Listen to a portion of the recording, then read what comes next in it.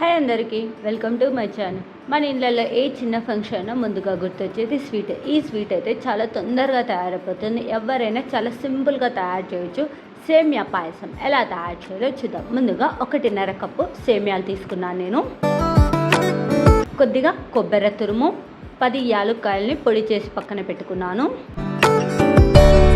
ఒక ప్యాన్లో 3 table spoon నెయ్యి యాడ్ చేసుకోవాలి. నెయ్యి హీట్ అయిన తర్వాత ఇందులో మనకు నచ్చిన డ్రై ఫ్రూట్స్ని తీసుకొని వీటిని దూరగా వేయించుకోవాలి. నేనైతే గోడంబి బాదం తీసుకున్నాను.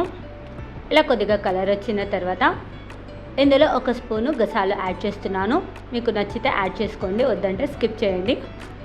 ఇవి దూరగా వేగిన తర్వాత ఇందులో 1.5 కప్పు సేమియాలు యాడ్ చేసి వీటిని దూరగా వేయించుకోవాలి. పచ్చివైనా యాడ్ చేసుకోవచ్చు, కొద్దిగా వేయించుకుంటే ఇంకా టేస్టీగా ఉంటుందని చెప్పేసి నేను ఇలా వేయించుకుంటున్నాను సేమియాల్ని. ఇలా సేమియాలు వేయించుకున్న తర్వాత ఈ కలర్ వచ్చినా చాలు, ఇలా వేయించుకొని పక్కన పెట్టుకోవాలి. అదే ప్యాన్లో నేనైతే లీటర్ పాలు తీసుకుంటున్నాను.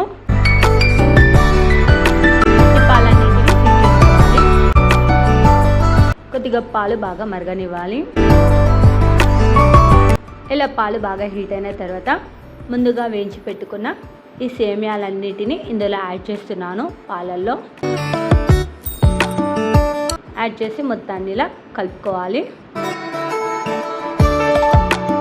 ఇలా కలిపి సేమియాలు కొద్దిగా మెత్తపడే వరకు ఇలా ఉడికించుకోవాలి. సేమియాలు ఇలా ఉడికిన తర్వాత ఇలా పట్టుకుంటే కొద్దిగా మెత్తగా అవుతాయి చూడండి.